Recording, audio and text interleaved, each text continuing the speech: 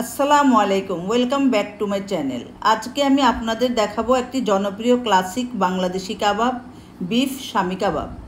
কোরবানি ঈদের মাংস দিয়ে আমরা সবাই শামি কাবাব তৈরি করে থাকি। কাবাবটি তৈরি যেমনি সহজ, খেতেও তেমনি অসাধারণ।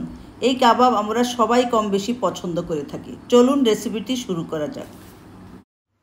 শামি কাবাব তৈরি করার জন্য আমি এখানে মেজারমেন্ট কাপের 1 কাপ বুটের ডাল ভিজিয়ে নিয়েছি।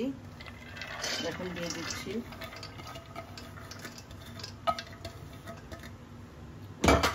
নিয়েছি 700 গ্রাম গরুর মাংস। দিয়ে দিচ্ছি আধা চামচ মরিচের গুঁড়া, সামান্য একটু হলুদ, কয়েকটা তেজপাতা, কিছু দারচিনি ছোট করে কেটে দিয়েছি, 1 চামচ জিরার গুঁড়া, 2 টেবিল চামচ আদা রসুন বাটা এবং স্বাদ মতো লবণ। এখন আমি পানি দিয়ে মাংসটা, বুটের ডাল সহ মাংসটা সিদ্ধ করে নেব। দিয়ে দিচ্ছি পানি।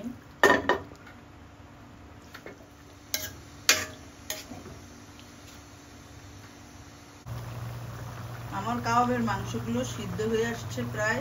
এই পর্যায়ে আমি আর কিছুক্ষণ পর সিদ্ধ হয়ে গেলে, একদম শুকিয়ে গেলে পানিটা নামিয়ে ফেলব। কাবাবের মাংসটা আমার তৈরি হয়ে গিয়েছে। দেখুন পানি একদম শুকিয়ে গিয়েছে। এই পর্যায়ে আমি এখন কাবাবের মাংসটা বেটে নেব। আমি এখানে আমার কাবাবের জন্য সিদ্ধ করা বুটের ডাল এবং মাংস বেটে নিয়েছি। এখন এর মধ্যে দিয়ে দিচ্ছি, এটা আছে এখানে কিছু চিলি ফ্লেক্স আর গরম মশলা, সেটা দিয়ে দিচ্ছি কিছু গোলমরিচের গুঁড়া এবং জিরার গুঁড়া,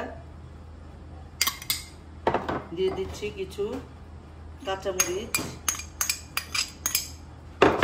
এবং পেঁয়াজ কুচি। আমি এখানে কাবাবের জন্য 3টা ডিম নিয়ে নিয়েছি।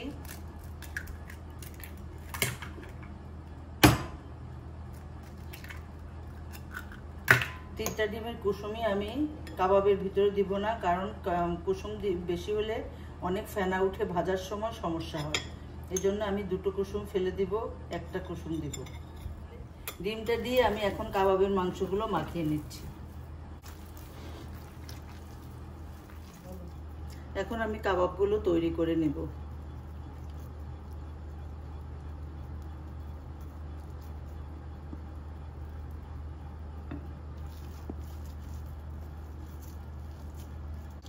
এভাবে আমি সবগুলো কাবাব তৈরি করে নিব।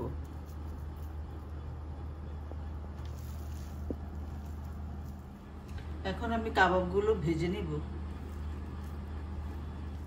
কাবাবগুলি ভাজার জন্য আমি একটা ফ্রাই প্যানে তেল দিয়ে দিয়েছি। এখন কাবাবগুলো দিয়ে দিব।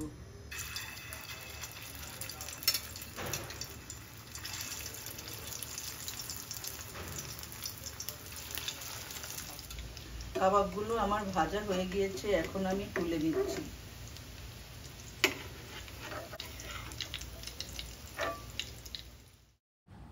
তৈরি হয়ে গেল মজাদার বিফ শামি কাবাব। রেসিপিটি ভালো লাগলে বাসায় অবশ্যই ট্রাই করে দেখবেন এবং ভালো লাগলে কমেন্ট বক্সে জানাবেন। লাইক দিয়ে সাবস্ক্রাইব করে আমার চ্যানেলের পাশে থাকবেন। ধন্যবাদ।